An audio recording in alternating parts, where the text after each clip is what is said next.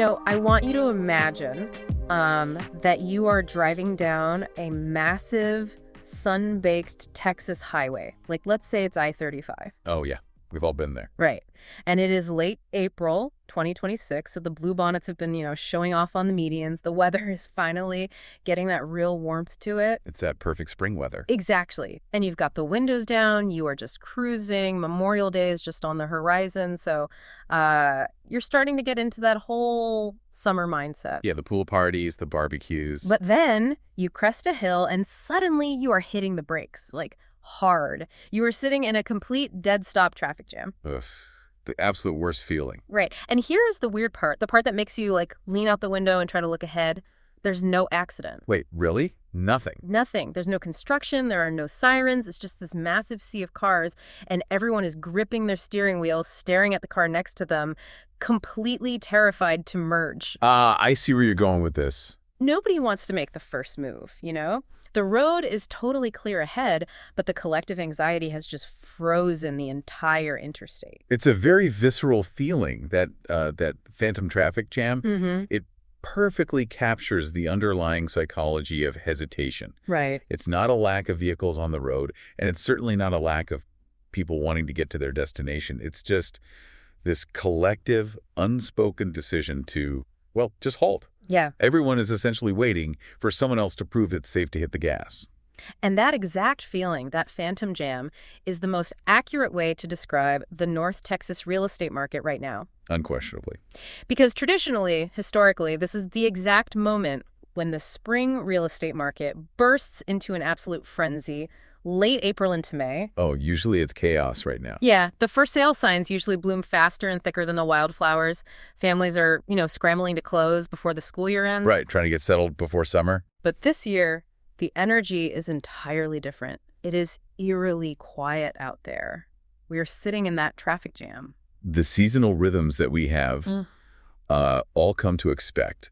That spring thaw leading into a frantic summer buying rush, they have been completely short-circuited. Totally. We are looking at a market that is essentially holding its breath. Which brings us to our mission today. We are unpacking this strange, paralyzed state of the North Texas real estate market, and we want to figure out exactly what it means for you. Whether you own property you want to buy or are just, watching your equity. Exactly. And we are going to be shining a very specialized spotlight on Jack County. Because while the macro trends are fascinating, real estate is ultimately intensely local. It really is block by block sometimes. Right. So to do this, we are pulling from a massive stack of incredibly detailed sources. We've got the comprehensive Q1 2026 market reports from the North Texas Real Estate Information System. Ah, the gold standard. Yeah, compiled by the Texas Real Estate Research Center at Texas A&M University just recently on April 7th. Those A&M reports are essentially the bedrock for regional market health. They strip away the emotion, the anecdotal panic, and just give us the raw, unfiltered mathematics of what is actually changing hands. We're also analyzing a really highly targeted real estate market update and strategy guide. This one was designed by David Peet. David Peet from Peet Realty. Yes, a veteran agent boasting over a decade of experience navigating the wild swings of North Texas. His analysis is specifically aimed at guiding Jack County residents through this exact strange moment. It's a very tailored approach. So, okay, let's unpack this. Let's start by looking at the macro climate. The defining characteristic of the first quarter of 2026, according to, all the data in front of us, is a pervasive softness. Softness is such a fascinating industry term. It's the polite way of saying a market has basically lost its forward momentum. Like politely saying things are stalling out. Exactly. It means properties are sitting on the market for weeks or months rather than days. It means price reductions are becoming a standard part of the marketing cycle rather than an act of sheer desperation. Oh, wow. Yeah. And those frantic, sight-unseen bidding wars of the past few years, they have largely evaporated. Our sources point to three massive domestic pillars that are causing this traffic jam. Pillar number one is elevated interest rates.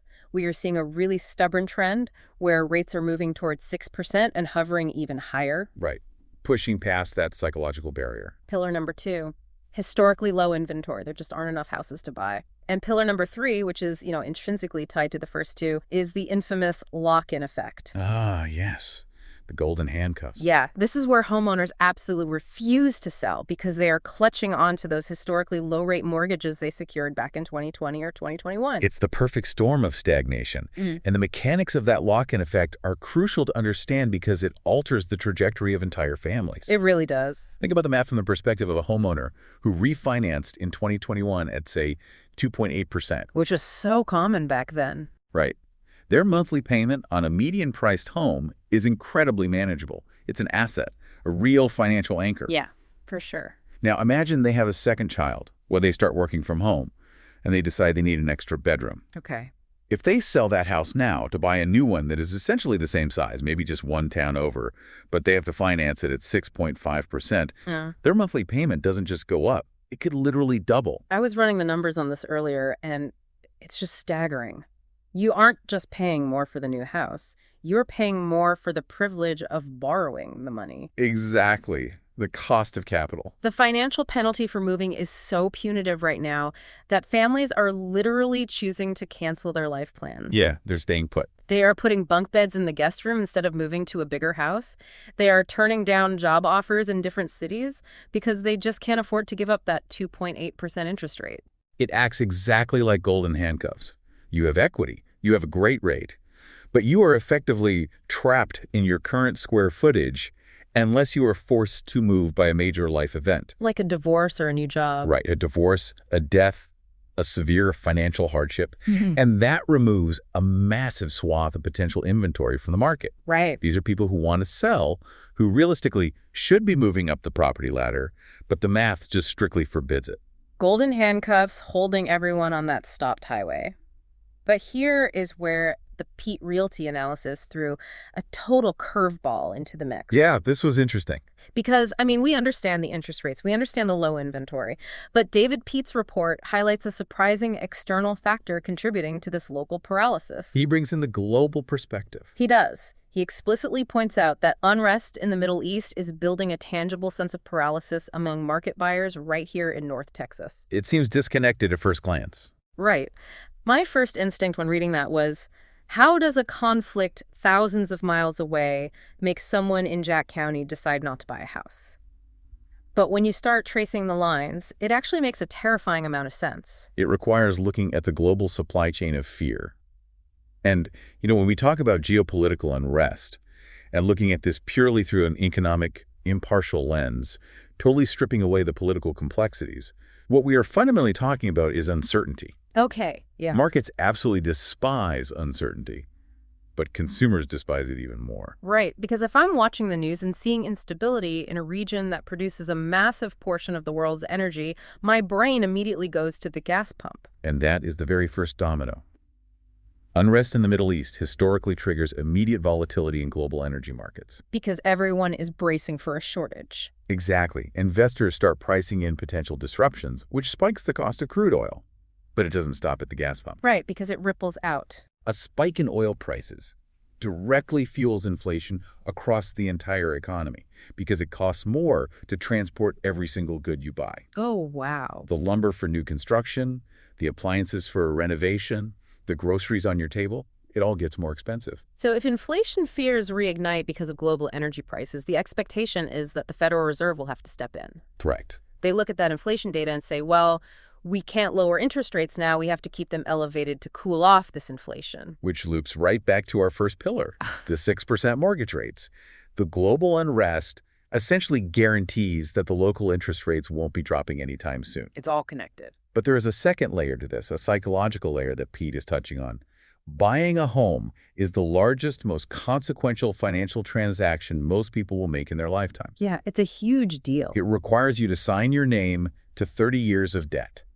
Doing that requires a tremendous reservoir of optimism. You really have to believe that you will have your job in 5 years. You have to believe the economy will hold up. Yes, exactly. You need optimism about your personal trajectory and the stability of the world around you. Right. When the daily news cycle is dominated by global instability, consumer confidence naturally erodes. That reservoir of optimism just dries up. People pull back. They decide to wait and see. They stay in their current homes, they hoard their cash, and they actively decide not to make any massive life changes. The geopolitical unrest essentially acts as a localized emotional freeze. Wow. It's a bandwidth issue, really.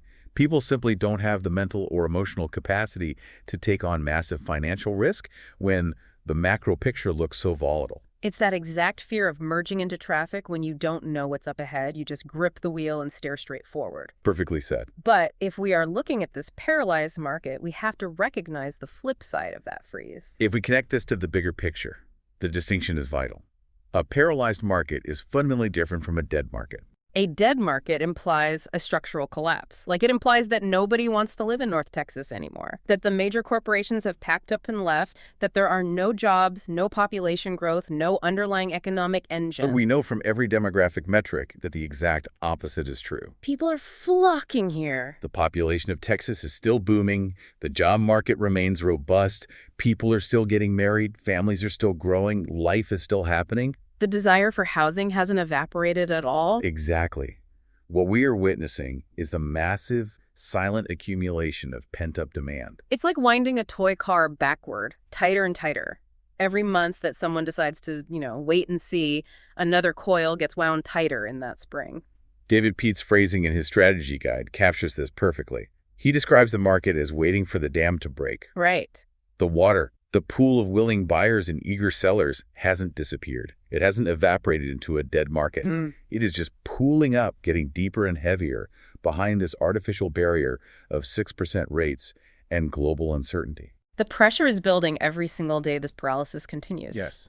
So why should you, listening to this deep dive right now, care about the subtle distinction between a dead market and a paralyzed market? It's a great question.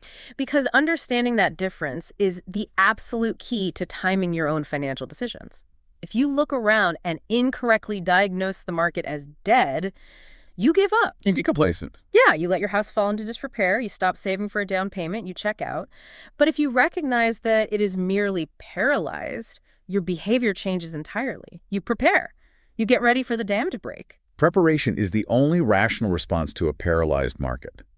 Because when that dam does break, whether the trigger is a slight, unexpected dip in interest rates, a stabilization in global news, or simply a collective psychological breaking point where people decide they cannot put their lives on hold for another year. The flood is coming. The flood of activity is going to be intense. Those who spent the quiet time preparing will thrive. Those who are caught flat-footed reacting to the sudden rush of water will just be swept away. So let's transition from the theory to the actual physical data on the ground. We need to look at what this paralysis looks like when you translate it into dollars and cents. Let's look at the numbers. We are diving into the North Texas Real Estate Information Systems data. And a quick side note for you.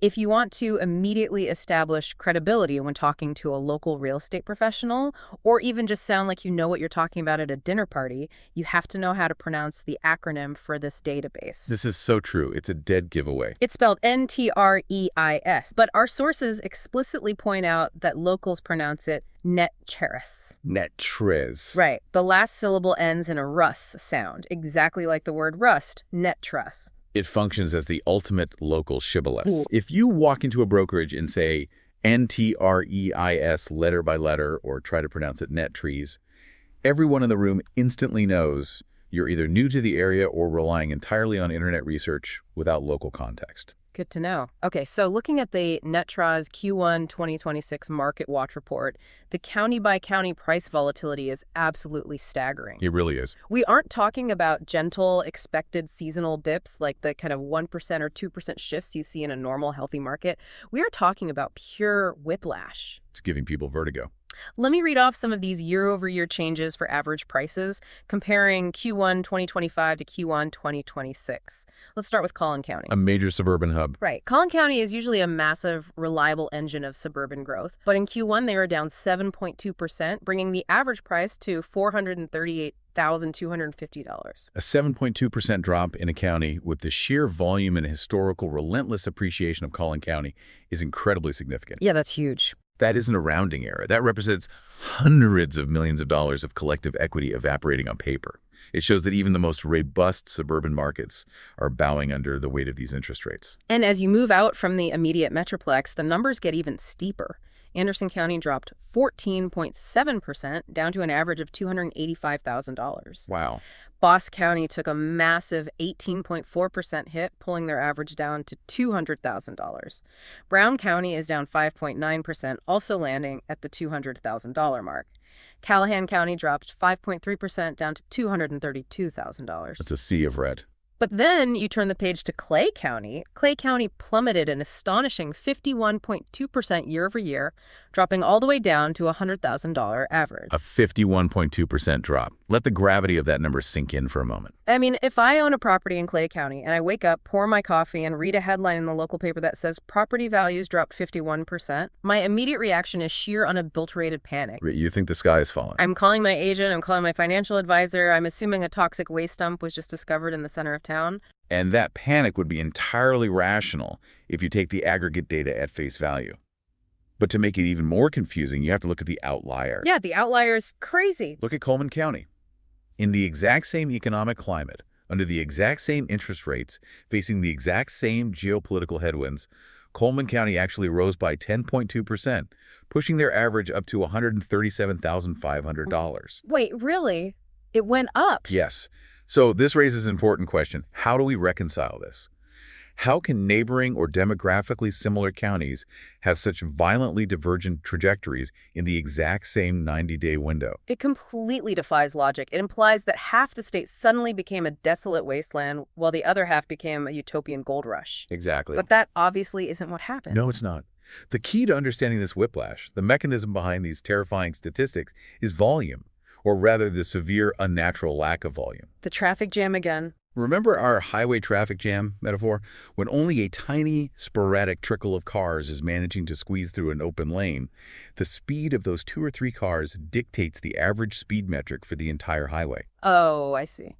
In a normal, healthy real estate market with thousands of transactions happening every month, extreme outliers get smoothed away by the sheer mass of the data. Right, the law of large numbers. Exactly. If a $5 million luxury estate and a $50,000 dilapidated teardown both sell in the same week, they're absorbed into the massive ocean of normal middle-class homes selling for around $350,000. So the average barely twitches. Exactly. But in Q1 2026, the lock-in effect means almost no one is selling. The volume has evaporated. So let's dissect that terrifying 51.2% drop in Clay County. Okay. If a rural county only has a tiny handful of sales in an entire quarter, say 5 total transactions, the mix of what's sold dictates everything. Right. If 3 of those 5 sales happen to be small, older, distressed properties or perhaps mobile homes on small lots that close for $60,000. Yeah. While in Q1 of the previous year, the county happened to see 3 large, sprawling ranch properties sell for $400,000. Well, the percentage change year over year is going to look like a localized apocalypse. I get it. Yeah. So the value of a specific average 3-bedroom home in Clay County didn't actually drop by half. Not at all. The homes didn't lose their value. The mix of what actually managed to cross the finish line in that paralyzed quarter was just heavily skewed toward the extreme lower end. It is a statistical mirage caused entirely by a drought of inventory. The denominator is so small that any minor variance in the numerator causes massive percentage swings. That makes total sense. And the exact inverse is true for Coleman County's 10.2% rise. That 10% bump doesn't mean every single homeowner in Coleman County just gained 10% in equity. Sadly for them. Right. It likely just means a slightly higher proportion of nicer turnkey homes, or perhaps a couple of properties with significant acreage, happen to be the ones that changed hands that quarter. When sample sizes shrink to these extreme lows, 1 or 2 anomalous sales hijack the entire economic narrative of the county. If you live in North Texas, this realization should fundamentally change how you consume news. These aren't just abstract numbers on a spreadsheet for economists to debate. No, this affects people's decisions. This is the perceived equity in your home, supposedly swinging wildly from month to month. If you don't understand the underlying math, if you don't realize that a 50% drop might just represent 3 distressed sales, you will make decisions based on pure panic. Exactly. You might panic sell your house at a massive unnecessary discount because you think the sky is falling in Clay County, when in reality it was just a quiet quarter. And this is exactly why local context provided by a professional who actually looks at the individual HUD statements and sales records behind the percentages is vital. Right. Someone who can read the real story. You cannot rely on aggregate data or sensational headlines in a low-volume environment. You have to look at the granular reality of what is actually selling. So let's zoom in even closer to get that granular reality. Let's look at the city-by-city anomalies within the NTREIS data, because the micro-realities are just as bizarre as the county data. The city data is fascinating. We are looking at specific March 2026 residential and townhouse sales data, comparing it directly to March 2025. Let's start by looking at the urban core versus the suburbs, because the divergence here is incredibly telling. Take Dallas, for example. Dallas offers a perfect case study of how high interest rates warp buyer behavior in a major metropolitan center. The total number of sales in Dallas remained virtually flat. There were 27 sales in March 2025 and 28 sales in March 2026. So the volume is steady, albeit very low. Right. But look at what happened to the pricing. The average price dropped significantly, going from roughly $152,000 down to $139,000. Right. However, the median price actually rose from $75,000 to $100,000. Now, we all know the basic math difference between an average and a median, but when the average drops while the median simultaneously rises, that implies a very specific structural shift in the market. It really does. It points directly to a collapsing luxury ceiling and a rising middle-class floor. Expand on that. When the average falls, but the median rises, it means the extreme high end of the market, the multi-million-dollar penthouses, the sprawling luxury estates that historically drag the average upward, they're simply not transacting. I see. Those high net worth buyers might be spooked by the geopolitical unrest we discuss, or volatility in the stock market, so they are pulling their money back and holding off. That absence of luxury sales brings the overall average down. But the median rising from $75K to $100 tells a completely different story for the average person. Yes. The rising median tells us that the middle of the market is actually getting more expensive. The baseline cost of entry for a standard home is going up. That's tough for buyers. Extremely tough. Even without the luxury sales skewing the math upward, the regular everyday properties are commanding higher baseline prices than they were a year ago. It's market compression. The top is coming down, but the bottom is pushing up. The ceiling is lowering, but the floor is rising. And compounding this compression is a glaring indicator of softness. Dallas is sitting on 15.8 months of inventory. That is a staggering number. It is. A balanced market where neither the buyer nor the seller has a distinct advantage is typically considered to be around 6 months of inventory. At nearly 16 months, the dynamic has completely flipped from the pandemic era. A 15.8-month inventory means that if not a single new house was listed for sale starting tomorrow, it would take nearly a year and a half to sell off the current stock at the current agonizingly slow pace. Wow. A year and a half. Buyers who are actually willing to brave the 6% rates have an incredible amount of choice and leverage in the urban core. They can afford to be picky. They absolutely can. They can walk into an open house, point out a flaw, and walk away knowing there are 15 other options waiting for them. Which brings us to Irving, where that buyer leverage is actually materializing in the data.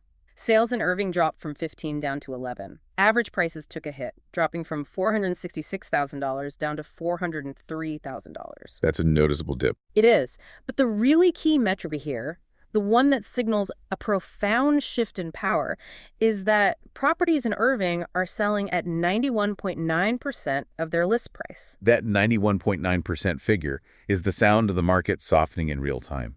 It's the sound of reality crashing into seller expectations. Seriously. Just a couple of years ago, we were seeing homes regularly sell at 105%, 110%, even 120% of the list price. Yeah, people were frantically waiving appraisals and inspections just to win a bidding war. Exactly. Now, sellers in Irving are having to accept roughly an 8% haircut on their asking price just to get a deal done. Think about what that means practically. If you list a home for $400,000, an 8% haircut is $32,000 off the top. That's real money. It is. That means negotiations are officially back. Inspections are back.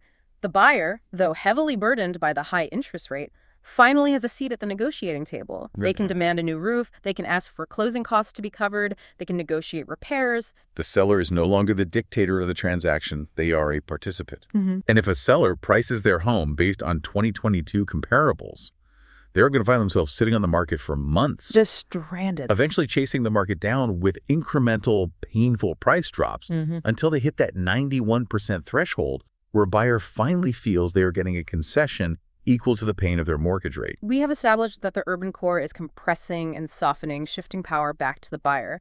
But let's look out toward the smaller cities, the rural and exurban areas, because the numbers here look like absolute typos. Oh, they really do. But they aren't. Here's where it gets really interesting. Let's look at mineral wells. In March 2025, there were 2 sales, with an average price of $79,500. In March 2026, there were, again, 2 sales. The volume is identical, Okay. but the average price jumped from $79,500 to $272,500. From under $80,000 to nearly $300,000 on 2 single transactions. It's wild. And look at Corsicana. In March 2025, 2 sales averaging $36,250. In March 2026, 5 sales averaging $232,200. On paper, that looks like a 600% appreciation in 12 months. But wait, it swings violently in the other direction, too. Brownwood went from 5 sales averaging $40,300 in 25, crashing all the way down to 2 sales averaging $18,500 in 26. This perfectly illustrates the danger of small sample sizes that we discussed at the county level, but magnified to the extreme at the localized city level. Yes, exactly. If you are a prospective buyer looking to move to Corsicana and you read a regional headline that says, Corsicana real estate prices skyrocket 600%, you might think you are entirely priced out of the city forever. You might think a massive tech conglomerate just announced a new headquarters there, or that they discovered oil under the town square. Right. You would assume the underlying value of dirt in Corsicana has fundamentally altered. But we know that isn't true. It goes back to the mix of what is selling. I like to think of it like a local car dealership. Imagine trying to calculate the average price of a vehicle sold at a small town dealership. Okay, I like this. On Tuesday, they had a terrible day and only sold 2 rusty used bicycles that someone traded in.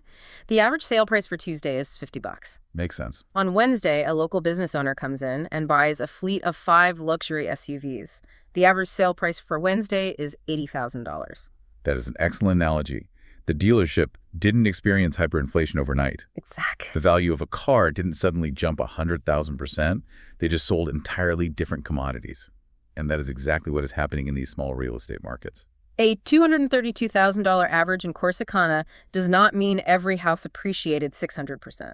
Last year, those 2 sales at $36,000 were almost certainly teardowns, unlivable structures, gutted shells, or perhaps raw land that was miscategorized in the system. Exactly. This year, the 5 sales were likely fully renovated, move-in ready, single-family homes. The homes didn't change value, the inventory mix changed. Critical thinking and media literacy are absolutely required when navigating this data. Completely. When you read terrifying or overly optimistic real estate headlines, especially about smaller regional markets, you have to relentlessly hunt for the volume metric. You really do. You have to ask the critical question, how many homes actually sold to generate this percentage? Because if the number is low, if we're talking about 2, 5, or even 10 homes, the percentage change is essentially meaningless as an indicator of your own home's specific value. Let's do a quick rapid-fire data check just to hammer home how widespread this deep freeze really is. Midlothian, a city that usually sees steady transaction volume, dropped from 6 sales in March 25 down to just 1 single sale in March 26. Just one. And Mesquite had only 1 sale this entire March, and it went for 83.3% of the list price. One sale in an entire month for a city the size of Mesquite. And the seller had to take a nearly 17% discount just to close that single transaction. That's brutal. That is the definition of paralysis. The traffic jam isn't just on I-35, it is statewide, affecting every tier of the market. So we have painted the macro picture. We are stuck in a high-rate, low-inventory, geopolitically anxious traffic jam where the data is completely skewed by low volume and statistical mirages. We certainly are. Now, we are pivoting to the explicit, targeted focus of this deep dive. We are zooming in on Jack County. Jack County represents a very specific, unique type of North Texas market. It does. It sits proudly on page 60 of the massive county-by-county NTREIS index. It's a place where land value, community ties, and specific property characteristics matter deeply. It isn't just rows of identical suburban tract homes. It's a nuanced, diverse market. And the overarching message we are pulling from today comes directly from David Peet, and it is deeply targeted at property owners in this specific region. If you are in Jack County or if you own property there, this is your playbook. Listen closely. As we mentioned, David Peet of Peet Realty brings over 10 years of experience navigating the wild swings of North Texas real estate. You can find his resources, his market breakdowns, and contact his team directly at peetschulze.com. He's a great resource. But let's outline his core thesis, because when I first read it, it struck me as surprisingly aggressive for a market that is so thoroughly paralyzed. It is a strategy rooted entirely in anticipation rather than reaction. It is about positioning yourself ahead of the curve. Pete's argument is this. Because the market is paralyzed right now by those 6% rates and all that global unrest, the absolute worst thing a Jack County property owner can do is nothing. You cannot just sit back. You cannot afford to just sit in the traffic jam, put the car in park, turn off the engine, and take a nap, because when the dam finally breaks, when rates tick down even 0.5% or consumer confidence ticks back up, a massive flood of pent-up inventory is going to hit the market all at once. Exactly. Everyone who has been waiting is going to list on the exact same weekend. Which sounds terrifying. What's fascinating here is the psychology of pre-market preparation. We traditionally think of selling a house as a switch we flip. Right. You wake up one day, decide to sell, you call an agent, put up a sign in the yard, and you wait for offers. That worked brilliantly in 2021. Oh, for sure. But in this specific 2026 climate, Pete is advocating for a prolonged strategic staging phase. He is inviting homeowners to contact him now, not necessarily to list their house tomorrow, but to get an estimated selling price based on current harsh realities. Setting expectations. And crucially, to ask about ROI return on investment improvements. Okay, but let me push back on this because I think a lot of listeners will have this exact reaction. Okay.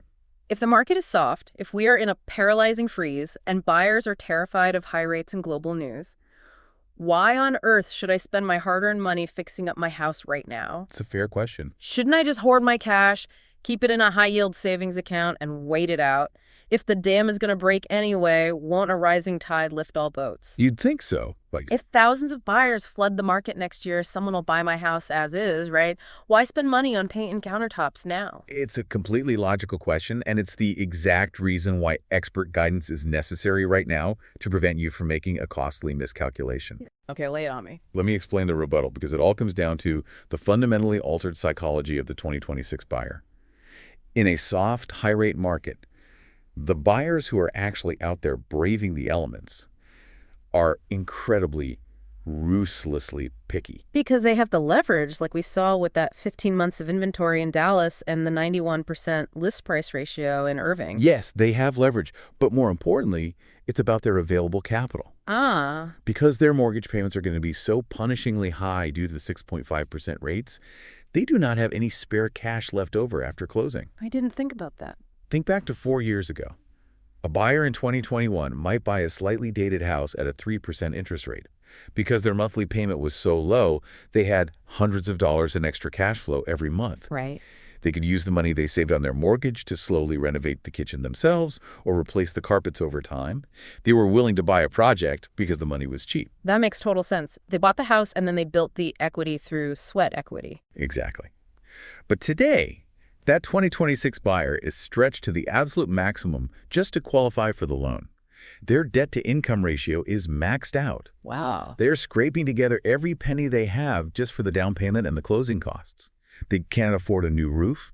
They cannot afford to replace the stained 1990s carpets. They cannot afford to fix a leaky foundation. Right. They need the house to be absolutely turnkey from day one because they literally have zero cash left in the bank to fix anything once they get the keys. So they are buying the house and they are demanding perfection, not because they're spoiled, but because their bank accounts are empty. Yes, exactly. They need a house they can just move their furniture into without spending another dime. Precisely. Therefore, targeted ROI investments, and the word targeted is crucial here, as advised by an expert who knows the local Jack County buyer, are the only way to stand out when that cash-strapped buyer finally walks through your door. Okay, that makes a lot of sense. We aren't talking about installing a $50,000 luxury swimming pool or a massive outdoor kitchen that you'll never get your money back on. We are talking about the specific, strategic, surgical improvements that remove objections for a buyer who is looking for a reason to say no. What does that look like practically for someone walking around their house today? Well, it means fresh neutral paint to make the space look bright and clean. It means updating the hardware on the kitchen cabinets. A $500 fix that changes the whole feel of the room. Simple things. It means aggressively repairing any visible deferred maintenance.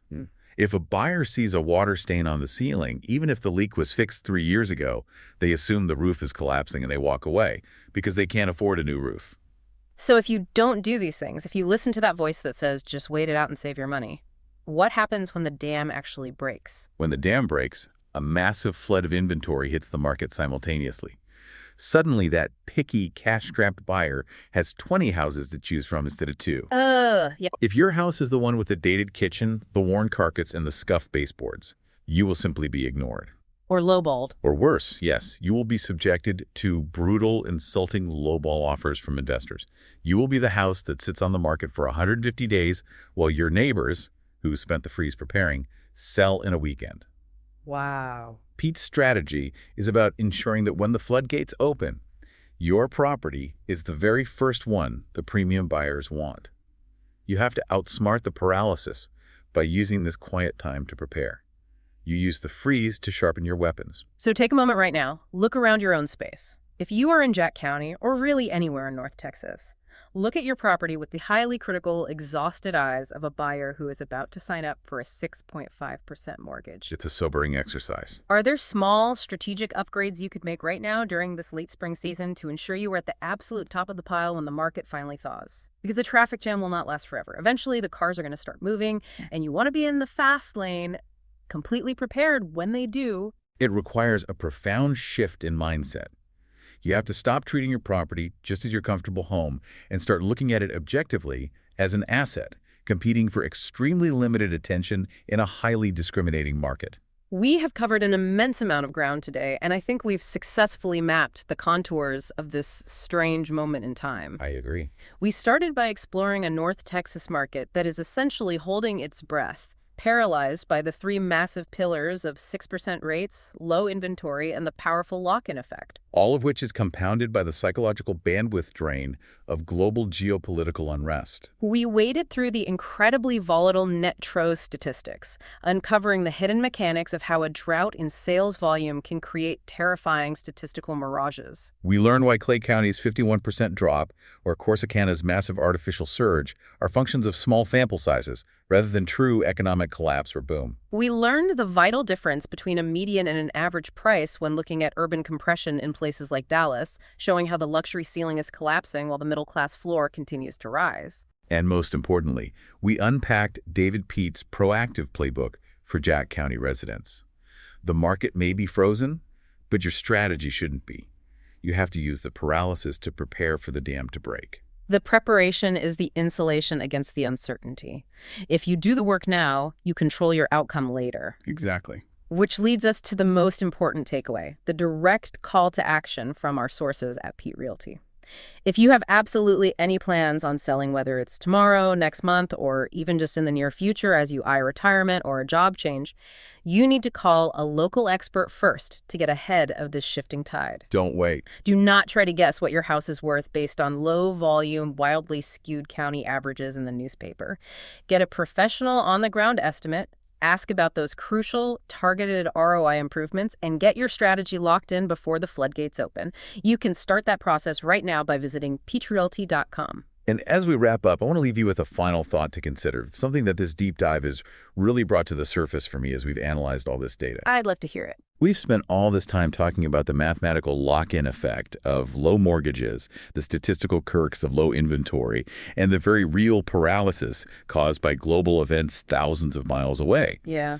It makes you wonder, if a news headline from across the world and a 2 percentage point shift in interest rates can so completely and thoroughly freeze the local American dream of homeownership, has real estate stopped being a physical commodity? Oh, wow. Has it stopped being about bricks, mortar, and land, and instead become purely a measure of our collective psychological resilience? Are we really buying and selling houses anymore, or are we just trading confidence? That is a heavy, fascinating question to leave hanging in the air. Are we buying homes, or are we trading confidence? Think about that next time you see a for sale sign. Or, more likely these days, notice the eerie lack of one in your neighborhood. We want to warmly thank you for joining us on this deep dive, and the next time you find yourself sitting in a dead-stop traffic jam on a beautiful Texas highway, gripping the wheel and waiting, just remember, eventually, someone has to merge. We'll see you next time.